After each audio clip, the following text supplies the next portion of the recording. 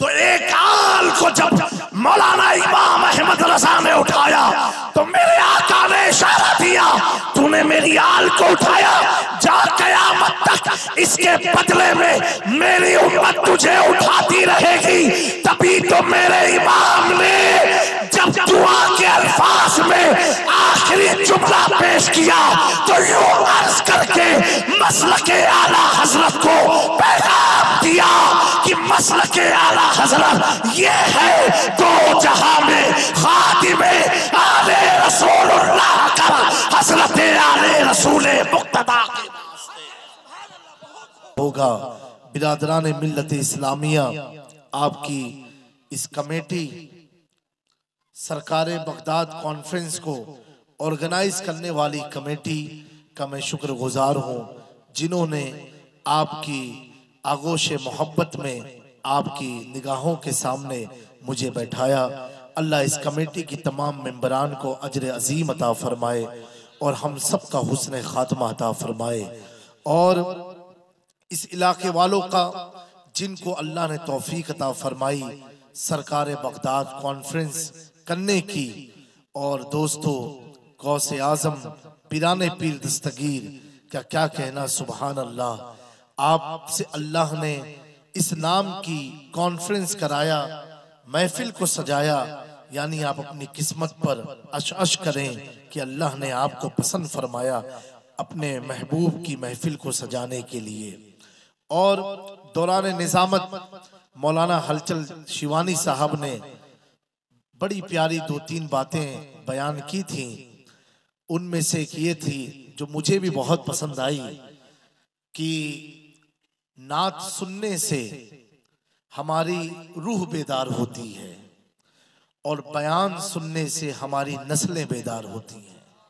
बड़ा प्यारा जुमला है ये, बहुत प्यारा जुमला है कि अल्लाह तबारक व तआला कब किसके बयान से किसकी जिंदगी को तब्दील फरमा दे। तो एक शख्स जब तब्दील होता है, सुन्नत का पैकर बन जाता है, तो कई नस्लों को सुन्नत का पैकर बना देता है। और दूसरी बात इन्होंने फरमाई कि सादात से मुझे मोहब्बत है, नबी के घराने से मुझे मोहब्बत है, और वो मोहब्बत ऐसी है कि जब ये किसी सादात को देखते हैं, लोग दुनिया वालों को देख करके आई लव यू कहते हैं, ये मुस्तफ़ा के घराने को देख के आई लव यू कहते हैं। तो मैंने मुस्कुराया, मैंने ये नहीं कहा सेम टू यू, क्योंकि मैंने भी ये क्लिप आपकी बहुत देखी थी। तो मैंने कहा अगर मैंने भी सेम टू यू कह दिया तो बात same to same copy paste हो जाएगी। तो मुस्कुराना भी एक इजहार का ख्याल होता है कि यानी मुझे भी आपसे मोहब्बत है। और आले रसूल को नाइबे रसूल से मोहब्बत नहीं होगी तो किससे मोहब्बत होगी। मैं तो अपनी किस्मत पर नाज करता हूँ कि अल्हम्दुलिल्लाह आपको खुशी है कि आपने आले रसूल को बुलाया है, और मुझे खुशी है कि मैं आशिके रसूल के बीच में बैठा हूँ। और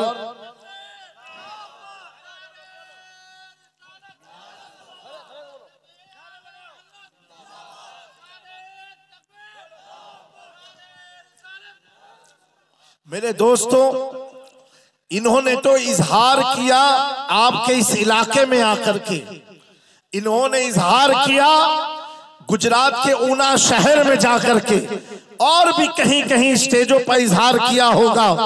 तो सिर्फ सादात से अपनी मोहब्बत का इन्होंने मिंबर पर इजहार किया, तो अल्लाह तबारक व तआला ने हर मोबाइल की स्क्रीन पर इनकी सूरत को बना दिया। हर आशिके रसूल ने देखा। ये हलचल शिवानी की बात है, लेकिन प्यारो ये धरती गवाह है, ये आसमान शाहिद है। मेरे इमाम अहमद रजा ने जब बरेली में सैयद को कांधे पर उठाया, ये वाकिया सिर्फ बरेली जानता था, लेकिन जब अहमद रजा ने उठाया, मेरे नबी ने मदीने से देखा, ए अहमद रजा तूने मेरी आल को उठाया है, जा कयामत तक मेरी उम्मत अब तुझे उठाए।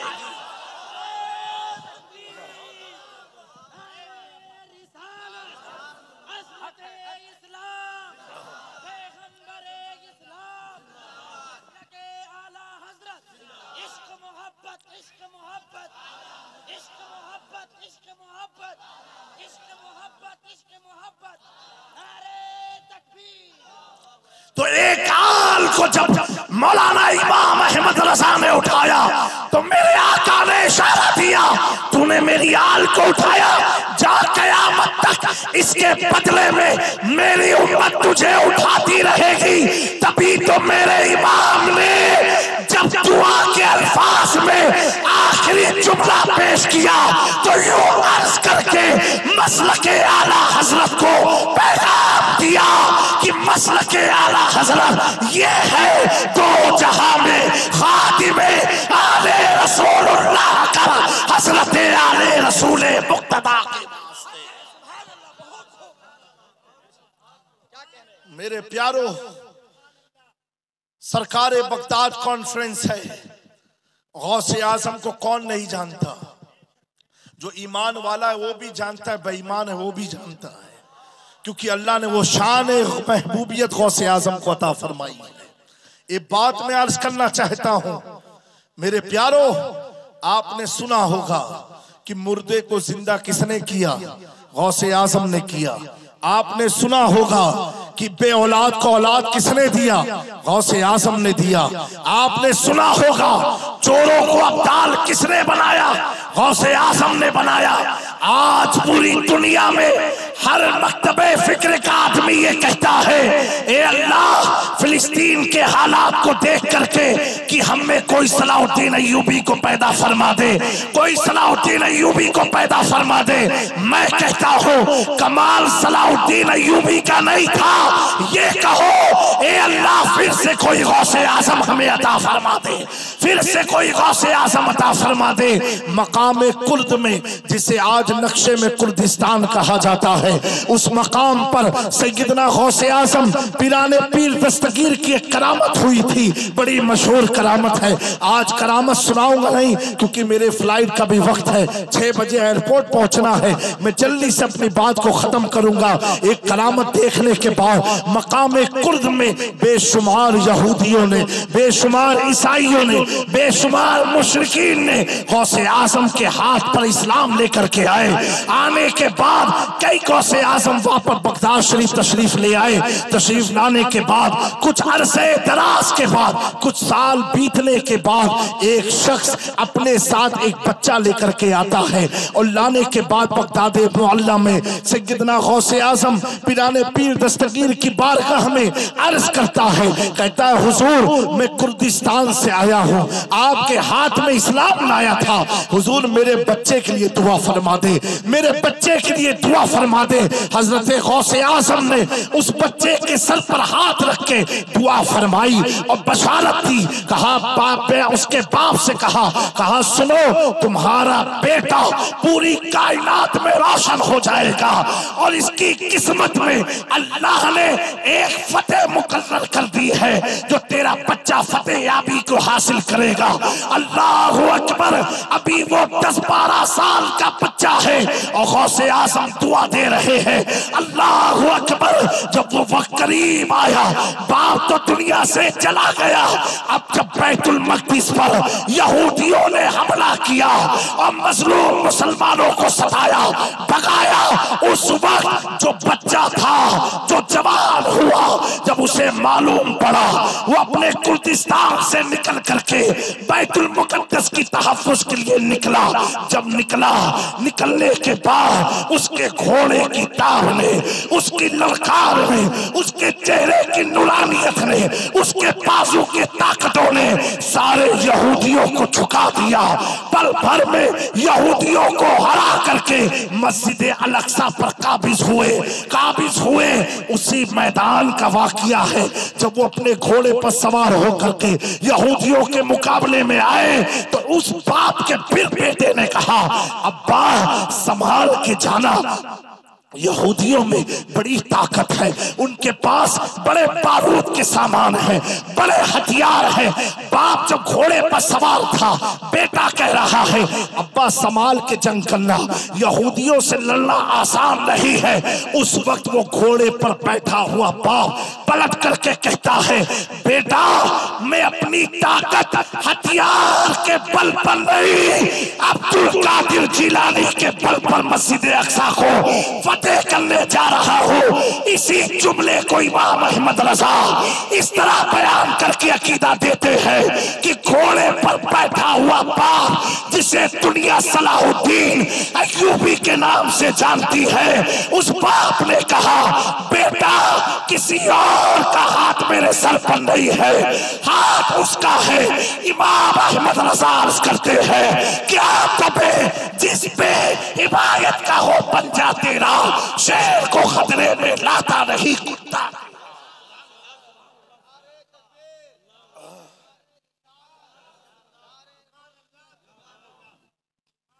मेरे दोस्तों सलाहुद्दीन अय्यूबी आ जाएंगे, लेकिन उनको फतेह की बशारत देने वाला कोई गौसे आजम भी तो होना चाहिए। प्यारो ये करामत सुनाना मकसद नहीं है, ये जितने भी लोग बैठे हो गौर से सुनना। इतनी करामत के हामिल है गौस पाक, पूरी जिंदगी आपने करामतें सुनी है, लेकिन कभी ये गौर किया कि अल्लाह ने ये मकाम इन्हें कैसे अता फरमाया?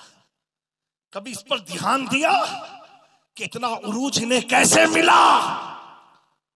मेरे प्यारो आज का दौर तो बहुत मुश्किल दौर है, बड़ा टफ दौर है। जो कौम कुरान से दूर हो, दीनी तालीम से दूर हो, दुनियावी तालीम से दूर हो, वो कौम तरक्की का ख्वाब देखे। ये ऐसा है जैसे कि अपने आप को बेवकूफ बनाना।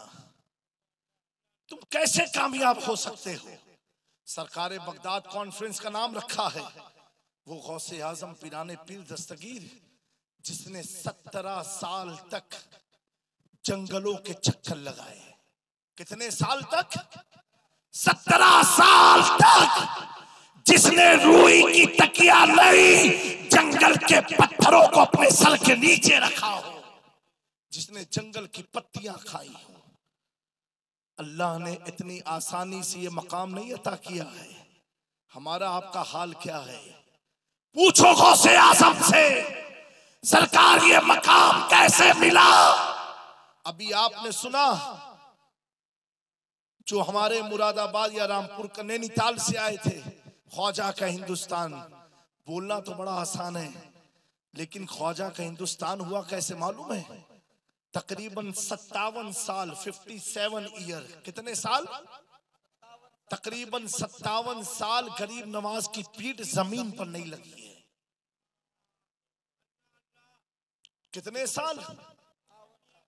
57 ईयर्स जमीन पर लेटे नहीं है। मेरे दोस्तों इन्होंने कोई हलवे की तरह इस्लाम नहीं फैलाया है, और चंद अरसे में 10 साल में 5 साल में वो काम किया है जो 100 साल जीने वाला शख्स कर नहीं सकता है।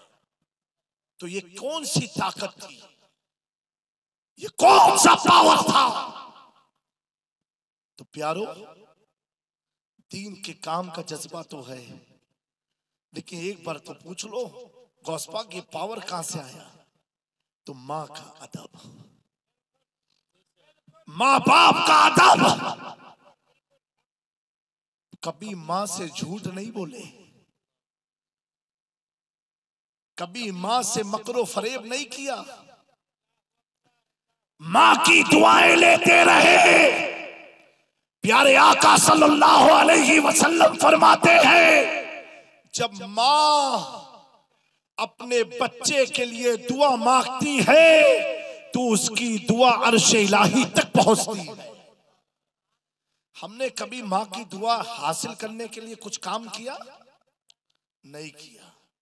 मेरे दोस्तों इस गफलत की दुनिया से बाहर निकलो, अपने आप को तब्दील करो, अपने आप को चेंज करो, सही इस्लाम को फॉलो करो, सही इस्लाम के पैगाम को फॉलो करो। मेरे प्यारो, हुजूर गौसे आजम सरकारे बगदाद ये कौन थे?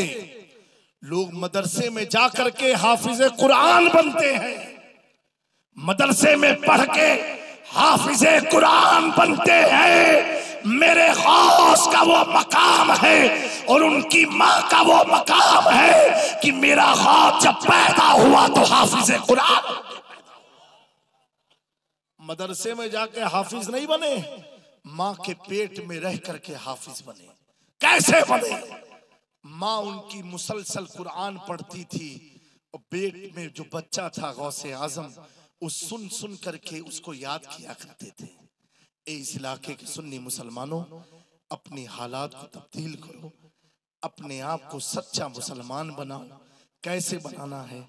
अपने अखलाक और किरदार से बनाना है, अपनी ईमानदारी और सच्चाई से बनाना है, अपने माँ बाप के दिल को जीत करके बनाना है, अपनी बीवी के हुकूक को अदा करके बनाना है, अपने बच्चों को सही परवरिश करके इस्लाम का हकदार बनना है। अगर ये चीज हमसे ना हो सकी तो यकीनन सिर्फ हम दुनिया में गफलत की जिंदगी गुजार करके इस दुनिया से चले जाएंगे और एक हमारी जिंदगी का किस्सा खत्म होता नजर आएगा। मैं आप तमामी अहबाब का, कमेटी वालों का शुक्रगुजार हूँ कि जिन्होंने इतने अच्छे टाइम पर मुझे माइक दिया। इंशाअल्लाह अल्लाह ताला आप सबको शाद रखे, आबाद रखे। वमा अलैना इल्लल बलाग। अस्सलामु अलैकुम।